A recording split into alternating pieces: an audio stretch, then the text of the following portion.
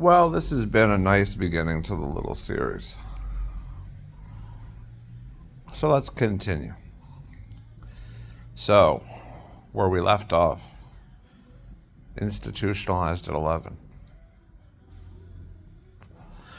But what exactly does that look like, right?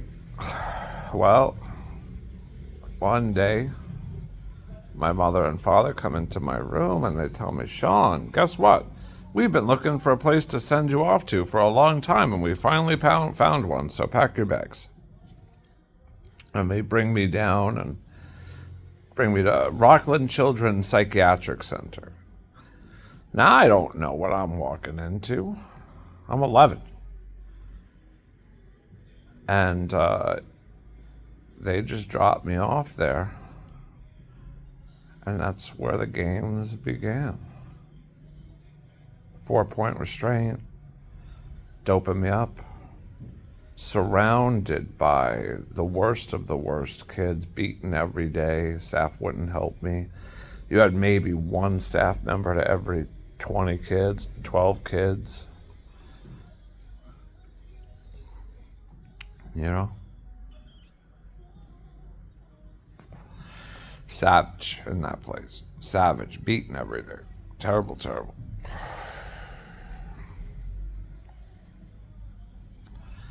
Later on, my parents, I begged them. I said, please let me come home. They said, if you keep crying and calling and asking to come home, we're just going to stop taking your calls.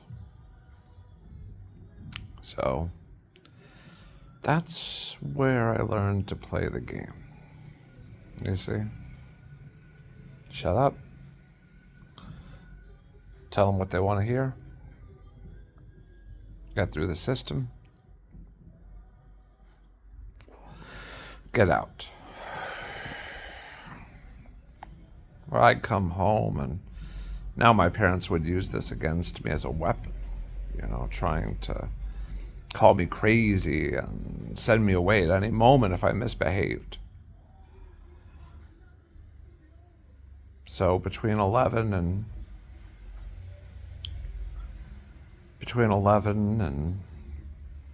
14, I was institutionalized throughout the entire time, never going to school, really.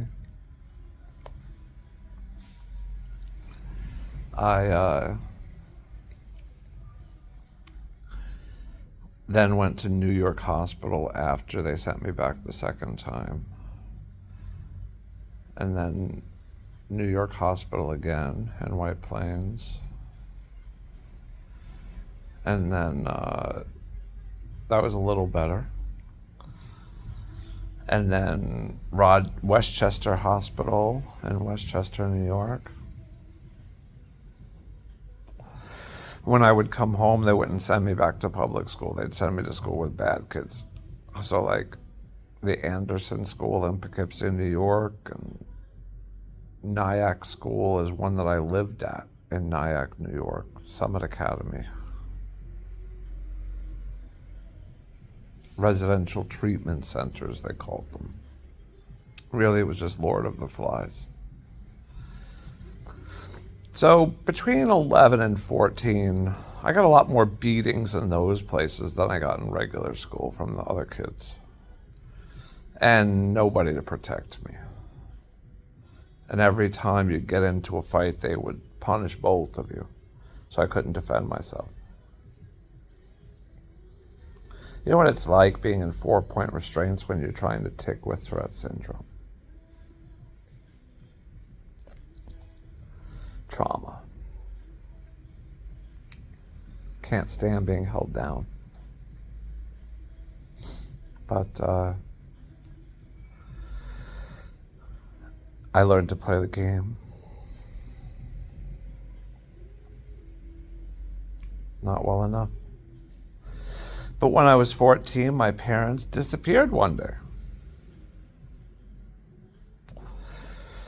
I was institutionalized again, and one day they showed up 2 weeks later, said, yeah, me and your sister and your brother, we all went out to Las Vegas, and seems amazing that we're going to move there. We're just going to leave you here, though, and in the care of the state.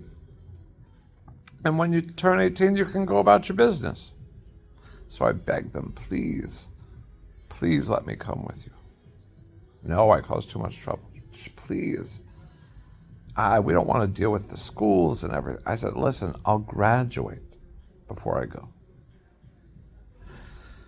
So I studied for my GED out of a book for 6 months when I was 14, took it, and passed before we moved to Las Vegas. So good. Now I was out of the school system. Now I was in Las Vegas, and my parents were not pretty happy about having me home. They had enough things they were doing for their own lives. Yes, I was 15, and my life should be a part of their lives, but, well, I wasn't really a part of their lives anymore. And they said, listen, as long as you don't cause trouble, do whatever you want, get a job, go work, 18, leave. I said, okay. And they weren't that bad during those last few years.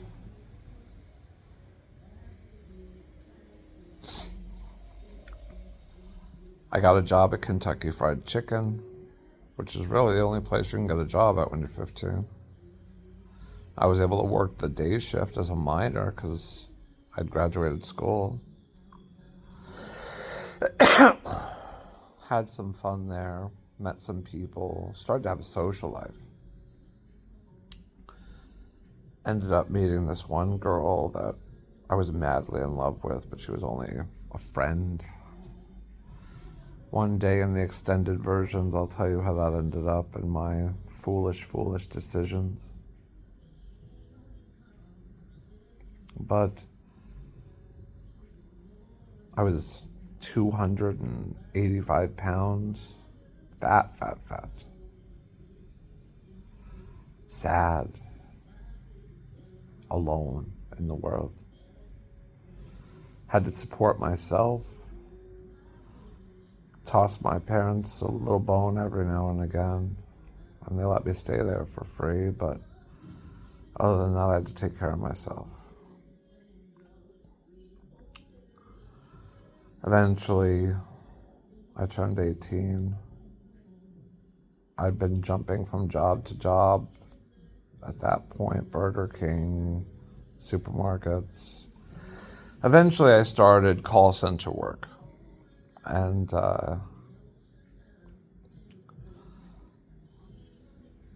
was 18 years old, sitting in the south part of Las Vegas after that girl and I had stopped talking over a very traumatic event in my life I'll talk about one day.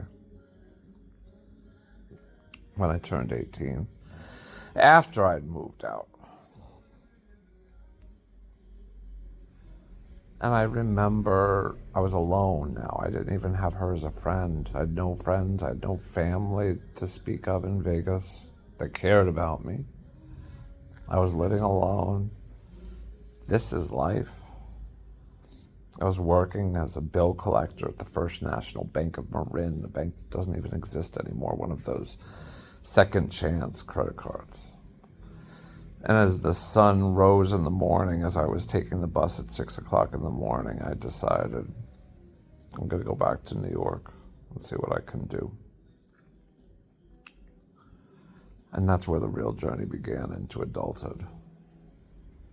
Like, subscribe, and hear part 3, which will eventually lead to homelessness in a city where I know no one and nothing.